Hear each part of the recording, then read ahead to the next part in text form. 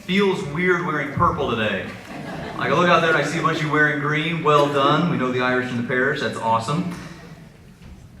When I was in seminary, we were taught the difference between a homily and a sermon. Okay, and they are a little different. So a homily is what I usually do, right? So I look at the readings for the day, and I delve into them, I pray with them, and then hopefully present something that is meaningful that you can take home with you from the readings, kind of expounding on them. A sermon, on the other hand, is where you really don't focus on the readings of the day. You kind of pick another topic that you feel is of importance to the parish, something that would be engaging for them, something that is needed to be said. And so today I will not be giving a homily, so I won't really be focusing on the text. Instead I'll be giving a sermon. There's something that I think it's important for us to talk about. Now part of this is because the subject matter, I think it is important and we should talk about. The other reason is because I couldn't think of anything else to say. So we're going to do this sermon. And what it is, so a couple months ago, we had Mike Witka and Stacy Harris, who are members of the Archdiocese of Indianapolis, one of the staff there. They work in the finance department there. They came down to visit us at St. Patrick's. They were reviewing our books, which is common, what they do. And we were sitting there, we started talking about both parishes, really. We talked about St. Patrick's and how they're doing, but we also talked a little bit about St. Margaret Mary's and how we're doing as a parish. And at one point, we were kind of talking about the increased offertory program and how we're doing financially here and just a few other tidbits. And Mike Witka just kind of came out and he said, Father, have you ever told your parishioners how the parish is doing? Like what the state of the parish is right now? I was like, well, we kind of have our little blurb that we put in the bulletin every week that kind of details our weekly, financial position, although I don't know how many people actually read that thing, but no, I have not come out and actually just said, how we're doing. And Mike Witka was like, well, you need to do that. I was like, well, we do that every September. We have our stewardship campaign, our increased offertory program, we have the pledge cards and all that we do, which is wonderful and beautiful. But he was like, no, you need to do this like the next couple of months. You just need to come out and just kind of tell them how things are going.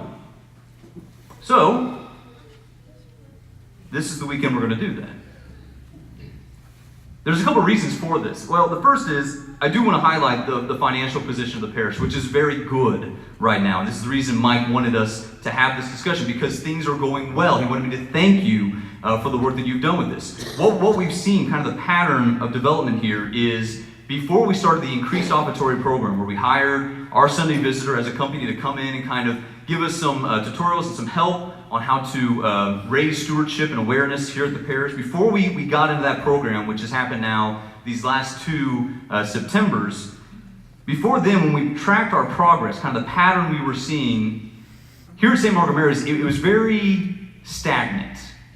It was very much, from year to year, we stayed very much the same in our collections, which isn't a bad thing necessarily, but it also means there's really no room for growth.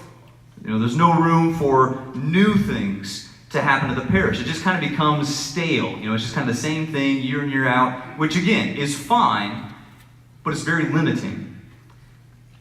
When we started the increased offertory program, again 2 years ago, we saw a shift in this dynamic. Now, for the last 2 years now, we have seen a 2% or more increase in our yearly collection. So last year when we did the program, it was a 2% increase. This year we're on track to also have a 2% increase in our Holy Day and Sunday collections, which is incredible, and that's awesome. And what that means then is with those extra funds that are coming into the parish, we now have options. Now we can kind of look and see what are some things that we as a parish would like to be engaged with. What are some things that we can do that are going to build up this awesome community that we already have? Now, one of the first things that comes to mind with that, and this has been apparent since I got here, and we were already kind of talking about this. That was about the time that we were in between archbishops. Tobin was leaving. We were having Archbishop Charles Thompson come in, and the archdiocese even sent out surveys saying, what are some things that your parish would like to see have happen? And one of the things that came up at like every meeting that we were talking about was the need to reach out and minister to our young people. I think that's very true here as it is with every parish in the Terre Haute Deanery. And so with some of those extra funds that we've been seeing coming in, what we want to do, what we're hoping to do, is address that need. I think as a parish, we do a fairly good job of ministering to our adult Catholics, and we have a lot of faith formation opportunities like the Fridays of Lent, where we have our super bread dinners. It works out very, very well. And I think we do a really good job in our religious ed program with our kids and sacramental prep. All that's fine. Where we really struggle is when we're talking about the kids in like middle school, high school, and then our young adults as well. This is kind of the area that it's just difficult. And I'll tell you why it's difficult. So let's start with young adult ministry. That term, young adults, technically the age bracket that covers is from 18 to 35. Now I apologize to our 36-year-olds. Because what that means is you just missed it. You are no longer considered a young adult, okay? Now, I apologize for that, but that is the technical definition of a young adult in the Catholic Church. It goes to 35. Now, think about that. When we're talking about 18 to 35, what's going on? Like, when they turn 18, they're going off to college, which is a vital time in their faith, and we lose so many Catholics when they go off to college. That is just a statistic that we see all the time. Then after that, when they get done with college, what happens? They get out of college, they're starting their career now, they're looking at job opportunities, they're getting married, they're having kids, they're getting busy. They're very, very busy people. And so it's harder and harder to interact with them about their faith, to engage them about their belief in God. And it just kind of fades to the background. And so one of the things that we're trying to do as we move forward is we're trying to engage our young adults. We realize that there's already a program at St. Joe's Parish here in town. They minister to the college students, obviously, St. Joe's University Parish, but they also have a strong young adult program. Rather than us here at St. Margaret Mary's and at St. Patrick's trying to start our own program to try to meet this need, we feel it would be way more successful to just join what's already going on, to share and cooperate with that ministry, expanding it to include our parishes as well. We've already started doing a little bit of this, but we're hoping to be more engaged even as we move forward. We've even hosted some of the events here at St. Margaret Mary's. We had the third Saturday of the month, the Theology Uncorked, that was hosted here. I believe it was back in January. The problem was there was like an ice storm, so like hardly anybody made it, but we are starting to host that more and more so that it's not just at St. Joe's. It's going to be at St. Margaret Mary's. It's going to be at St. Patrick's. It's going to be at some of the other parishes in the deanery. On top of that, with some of these, we're hoping to donate some funds to this effort. There's a matching grant that the Young Adult Ministry is pursuing that they're hoping to use not only to get more resources for our young adults, which means we're going to get Bibles in their hands, we're going to give them catechists, and we're going to do all these beautiful things for them. We're also hoping to, again, meet the need of these busy young people by putting on for them retreats that they can actually attend, things that can fit into their schedule, or things that, even if it's not the most convenient, it may be in a place that they can get away for a couple days, away from the business of their life, and that it could be completely free for them to go on. The problem with retreats is it usually costs money. You've got to pay to stay overnight for the food and for whatever else. We're hoping to alleviate that need so these people are just starting their lives and getting their careers going and don't have a lot of extra funds. They have a chance to deepen their faith on these retreats. They at least get a moment to be with the living God. So we're hoping to meet that need in these and in various other ways at these parishes with our assistance. Now, one of the things that has become very clear is the need to meet our high school students and even our middle school students with their needs. One of the ways that we're hoping to achieve this, we've been talking about this, I've been approached by a lot of parents about this. It came up at the school commission meeting over at St. Patrick's. It's even come up at our parish council meetings and elsewhere. The possibility, we're really seriously looking into this for this next year, it's probably going to happen, moving the confirmation age. Now, at first glance, that may not seem like a whole lot, but this is what we're hoping happens. Right now, we confirm our young people when they're juniors in high school. And the thought process behind it is, they're a little bit older, maybe they'll understand it better, but also it's kind of a carrot on a stick. We confirm them as juniors, maybe they'll stick around through their middle school and even high school years of youth ministry and religious ed, and then get confirmed as juniors. The problem is, that's not happening. What we're seeing time and again is, especially with our middle school students, we already start to see a drop-off. When they hit about fifth or sixth grade, we start to see them not coming to religious ed programs as much, and then they don't attend middle school, then they're not in our youth ministry. They may or may not come back for confirmation prep. And if they don't, then they just have their senior year to be confirmed, and some of them don't go through that, and then they go off to college without the sacrament.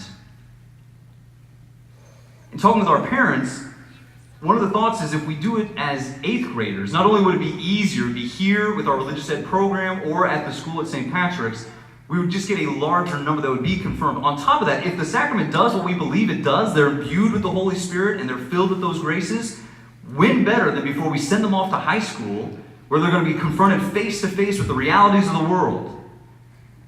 On top of that, if we do it in 8th grade, it could still be that carrot on a stick, but a little bit more realistic one. Maybe our kids would stick around 5th, 6th, 7th grade years, 8th grade year, waiting for confirmation. Maybe, just maybe, it'll be a bridge, hopefully, that leads them then to youth ministry for the 4 years of high school. That would be awesome. That'd be ideal. But it has to start with us moving that sacrament. So it's something that we're actively looking at for this next year. So 2019, 8th grade class, moving into 2020, this next academic year, we're hoping to make that move here at the parish for those reasons. Now all of this parallels itself with something that we've been working on here at the parish called the strategic plan. We did one a few years back, and we're kind of looking at revising it. So the parish council got together, they put together a task force, this small group of individuals that have been looking at these needs. And these things are a few things that are on that. We're hoping on Tuesday, we have our parish council meeting, we're going to review the strategic plan, potentially approving it, and hopefully then in the next couple weeks, that will be available to you online to check out. And it'll detail a lot of things that we're planning for the future of this parish, including some of the things I've already mentioned.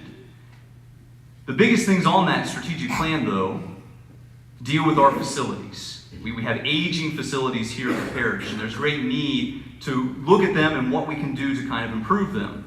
Now, we recognize that a lot of these things we haven't made final decisions on. We're going to be hosting a lot of town hall meetings as we move forward, looking at these various spaces and what needs to happen. Some things need to happen regardless, like the windows at the office and potentially at the school building need to be replaced. They're older windows, they leak. We have water damage that's getting into our buildings, and we're looking at getting just better windows, the double pane, environmentally friendly, the eco-friendly, and they're also energy efficient. They would actually save us money on our heating and cooling bills. Getting those installed. That is something that is probably going to happen. It just needs to happen. But there's a lot of other things, especially in this space, that we're going to need your opinion on. We're looking at, we've already talked about the chairs. We're thinking about replacing our chairs, and we want to hear what you guys have to say about that. We're looking at replacing the carpet. This carpet's been here for 30 plus years, kind of in need of an update. So we're going to do town hall meetings, kind of talk about that. The ceiling tile is another one that it's the original ceiling. By the way, this is great. I point to the floor, everyone looks down. I point to the ceiling, everyone looks up. It's awesome. These are the original ceiling tiles from 60 years ago. And so there's kind of a need to either clean them up or replace them. And again, these are things that we as a parish need to decide. And there's a few other projects that we're looking at potentially doing, but we want to hear from you guys. And so as we move forward to kind of be aware of what's in the bulletin, be aware of the announcements, we'll be talking about these town hall meetings as we move forward. With that being said, I do want to reiterate, we are in a good place as a parish. The reason that we're even having these discussions is because things are going so well. In that building over there, the reason we're even thinking about replacing the windows in it is because it's used all the time. We have Knights of Columbus in there. Stephen Ministry uses that building. We have our religious ed program in there. Youth Ministry has a dedicated space in that school building. I mean, there's just a lot of things that are going on at our parish, and so there are needs that need to be met. And so with that in mind, I just want to end this sermon, not homily, sermon, by saying thank you. Thank you for all you've already done to make this parish the wonderful and amazing place that it is. Thank you for the work and the effort and the time and the prayers you've poured into this place, because at the end of the day, this is your parish. This is your place of worship. I hope that our goal here is that whoever walks through that door, no matter what age they are, no matter what race, no matter what gender they are, no matter what, when they walk through that door, they find God here. And I believe there's so much potential here that we haven't even tapped into. And I'm very excited to to be working with you as we move into the future of this parish. I hope that you'll help us out as well. Now, I'm not asking for anything today, but the state of the parish is very, very good. And so I just want to say thank you. Amen.